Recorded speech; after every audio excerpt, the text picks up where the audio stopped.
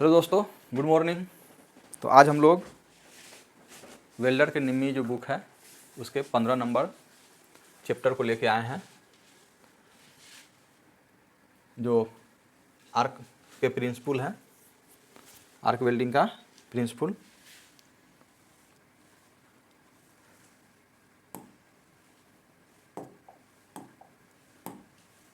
पंद्रह number chapter है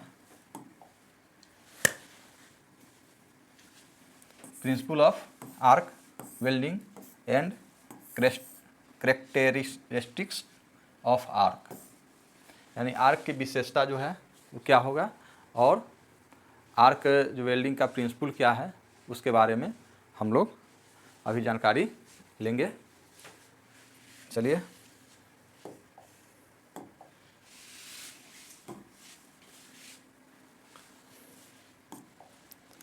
principle of arc. High current जब एक कंडक्टर से दूसरे कंडक्टर के बीच एयर गैप में पास करता है तब बहुत इंटेंस यानी हाई टेम्परेचर कम समय में उत्पन्न होता है। जब हाई करंट जब एक कंडक्टर से दूसरे कंडक्टर के बीच जाता है और एयर गैप होते हुए, तो वह एयर गैप में क्या होता है, हाई टेम्परेचर उत्पन्न होता है और यह कॉन्सनट्रेट हीट जनरेट करता है। वहाँ पर क्या करता है, कॉन्सनट्रेटेड हीट जनरेट करता है, जो स्पार्क के रूप में होता है। स्पार्क किसके रूप में होता है, स्पार्क के रूप में यह हीट उत्पन्न होता है।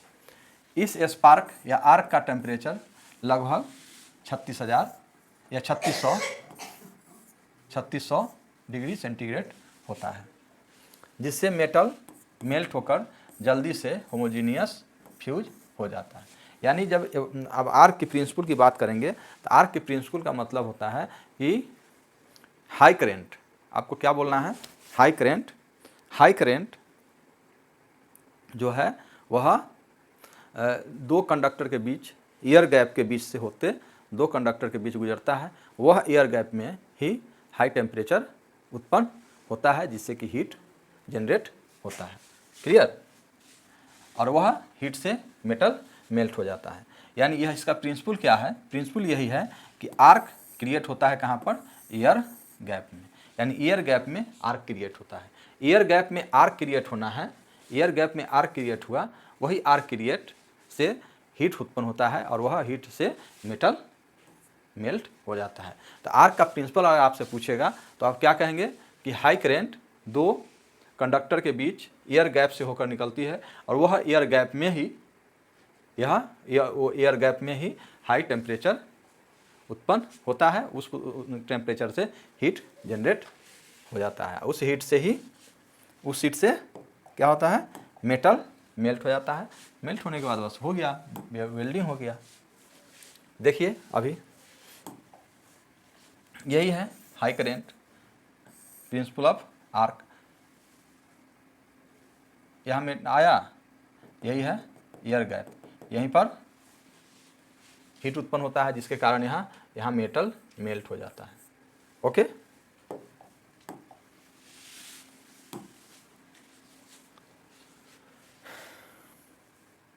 चलिए, characteristics of arc shielded metal arc welding. देखिए यहाँ ये मशीन है, मशीन से दो निकलता है, एक इलेक्ट्रोड में होल्डर से होते हुए इलेक्ट्रोड, एक मेटल में। यहाँ पर आर्क बनता है, आर्क बनते हुए यहाँ पर मेटल मेल्ट होते हुए वेल्डिंग हो जाता है। ओके, यह एक आर्क वेल्डिंग प्रोसेस है, आर्क वेल्डिंग प्रोसेस है जिसमें हीट आर्क से मिलती है। कौन सी से मिलता है, हीट कौन सी से मिलता है, आर्क से मिलता है, जो एक मेटेलिक कंज्यूमेबल इलेक्ट्रोड और वेल्डिंग जॉब के बीच बनता है। यह आर्क कहाँ बनता है, द कंज्यूमेबल, किसमें, शिल्डेड मेटल आर्क की बात कर रहे हैं हम लोग, शिल्डेड मेटल आर्क वेल्डिंग की बात कर रहे हैं। तो उसमें क्या है, तो यह जो है वेल्डिंग जॉब हो गया, जॉब हो गया ये, और ये इलेक्ट्रोड हो गया, इलेक्ट्रोड हो गया। तो जब यह इलेक्ट्रोड हो गया, ये इलेक्ट्रोड हो गया, कंज्यूमेबल इलेक्ट्रोड है, ये वेल्डिंग जॉब है, तो इसी के बीच यहाँ पर आर्क बनता है। ये एक वेल्डिंग प्रोसेस है, हीट आर्क से मिलती है, जो एक मेटेलिक माने मेटल का बना हुआ था है, कंज्यूमेबल मीन्स कंज्यूम होता है, माने ये ख़त्म होने वाला चीज़ है, ख़त्म होने वाला इलेक्ट्रोड है, इलेक्ट्रोड और वेल्डिंग जॉब के बीच बनता है। Arc welding machine setup, arc welding machine setup आपको दिख रहा है इस तरह से। तो यह क्या काम करता है, यह कैसे होता है, सो आपको पता चल गया कि आर्क कहाँ बनता है। नेक्स्ट देखते हैं, देखिए इलेक्ट्रिक आर्क की कुछ अलग अलग करेक्टरिस्टिक्स होती है जो मेटल को ट्रांसफ़र करने में हेल्प करता है। देखिए कुछ आर्क का जो है, आर्क का कुछ करेक्टरिस्टिक्स है, माने एक उदाहरण माने विशेषता है जिसके कारण क्या होता है, मेटल ट्रांसफ़र होता है। मेटल ट्रांसफ़र करने में मदद करता है। मेटल ट्रांसफ़र का मतलब क्या हुआ, मेटल ट्रांसफ़र का मतलब होता है, देखिए यहाँ जो है इलेक्ट्रोड में मेटल होता है, इलेक्ट्रोड में मेटल होता है, इलेक्ट्रोड में मेटल होता है, यह मेटल इस पर ट्रांसफ़र होता है ना, इसमें से मेटल इस पर आ जाता है, तो क्या होता है, गैप भी भरता है, गैप भरता है। तो जब ट्रांसफ़र होता है तो इसमें गैप भर जाता है और आर्क बनता है। तो जब यह मेटल ट्रांसफ़र करना है, जब इसका मेटल जब इस पर ट्रांसफ़र होता है, तो ट्रांसफ़र करने में चार जो विशेषताएं जो हम लोग अभी देखेंगे, वह चारों विशेषताएं हैं जो मेटल को ट्रांसफ़र, इस पर जॉब पर ट्रांसफ़र करने में सहायता करता है। क्लियर। तो देखिए कौन कौन सा है जो विशेषता है जो आपको जॉब को सहायता करता है।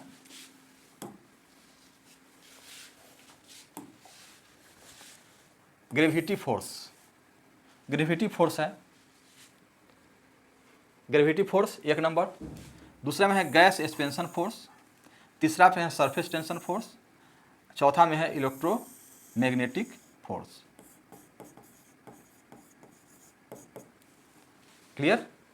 माने चार फोर्स है जो मेटल ट्रांसफ़र करने में सहायता करता है। चार फोर्स है, चारों फोर्स का नाम याद रखना है, gravity force, gas expansion force, surface tension force और इलेक्ट्रोमैग्नेटिक फोर्स। ये चार गो है, चारों को हम लोग अलग अलग रूप से देखेंगे कि कैसे कैसे यह इसको मदद करता है। देखिए ग्रेविटी फोर्स, ग्रेविटी फोर्स जो है, ग्रेविटी फोर्स जो है, ग्रेविटी बस जान ही रहे हैं, जो ग्रेविटी जो नीचे ज़मीन जो है ना, पृथ्वी के तरफ जो खींचता है, पृथ्वी अपने तरफ जो चीज़ खींचता है उसी को ग्रेविटी फोर्स कहते हैं। ठीक है। तो जो चीज़ भी कोई भी वस्तु यह खींच रहा है, यहाँ पर हो गया मेटल। ठीक है। यह है जॉब, इसमें का जो मेटल है, इसमें का जो मेटल है वह ऐसे करके अगर डाउन हैंड पोजीशन में वेल्डिंग करेंगे, डाउन हैंड पोजीशन में वेल्डिंग करेंगे तो क्या होगा, यह नीचे गिरेगा, यह नीचे गिरेगा। तो किसके कारण यह गिरेगा, यह जो बूंदा इसके इस पर के मेटल जो है, यह मेटल यहाँ पर गिरता है, यहाँ पर गिरता है, तो किसके कारण गिरता है, तो ट्रांसफ़र होता है, तो यह ग्रेविटी फोर्स के कारण। किसके कारण, ग्रेविटी फोर्स के कारण, क्योंकि यहाँ पर जिस भी बूंदा बनेगा तो यह इस पर गिरेगा। क्यों गिरेगा, क्योंकि ग्रेविटी फोर्स काम करता है। अच्छा, तो ग्रेविटी फोर्स काम करता है तो यहाँ गिर गया। इसमें जो है आपको गैस एक्सपेंशन फोर्स भी काम करता है, क्योंकि यहाँ गैस बनता है, तो गैस बनता है तो देखिए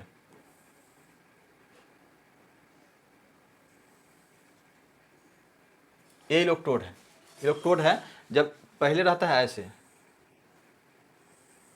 ऐसे इलेक्ट्रोड रहता है। ठीक है। ये टिप हो गया, ये टिप है, बराबर रहता है। जब यह जैसे ही आर्क बनेगा, जैसे ही आर्क बनेगा, तो आर्क बनने के बाद इसका मेल्टिंग पॉइंट जो फ्लक्स है, यहाँ इसमें बीच में मेटल हो गया,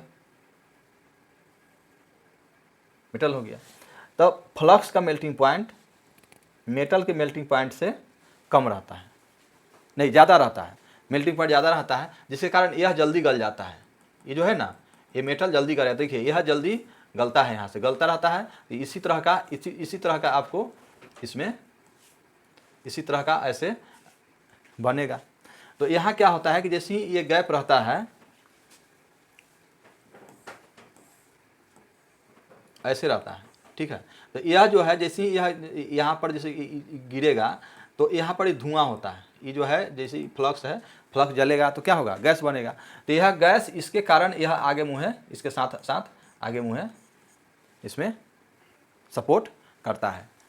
साथ में इसमें इलेक्ट्रोमोटिव फोर्स भी काम करता है। इलेक्ट्रोमोटिव फोर्स इसमें इलेक्ट्रोमोटिव फोर्स जो है ऐसे चलते रहता है और यह इस पर ट्रांसफ़र हो जाता है। यानी आपको इसमें जो है सभी जो तीन है वह तीनों आपको इसमें काम करता है। सरफेस टेंशन फोर्स भी काम करता है। सरफेस टेंशन फोर्स मतलब जो मेटल है, मेटल में भी अपने तरफ खींचने के लिए एक फोर्स बल लगता है। किसी भी मेटल को, किसी भी चीज़ को में भी अपने तरफ खींचने के लिए एक बल होता है, जिसके से वह सरफेस टेंशन फोर्स कहते हैं। वह बल अपनी तरफ यहाँ खींचता है तो मेटल को भी अपनी तरफ, जैसे इस पर गिर गया तो फिर इधर उधर भागने नहीं देगा। तो इसलिए यहाँ पर ग्रेविटी फोर्स में आपको जो डाउन हैंड पोजीशन में वेल्डिंग कर रहे हैं, gravity force, surface tension force सभी इसमें काम करता है। इसे इसमें विशेष रूप से समझिए। यहाँ मोल्टेन ग्लोबल्स जो इलेक्ट्रोड के आर्किंग एंड पर बनता है, ठीक है। लेकिन यहाँ पर आर्किंग एंड हो गया, आर्किंग एंड हो गया, यहाँ पर ग्लोबल्स बन रहा है, ये बनता है जो ग्रेविटी की वजह से नीचे मोल्टेन पूल की ओर मूव करता है। यह मोल्टेन पूल बना हुआ है, ये मोल्टेन पूल बना हुआ है तो इसके तरफ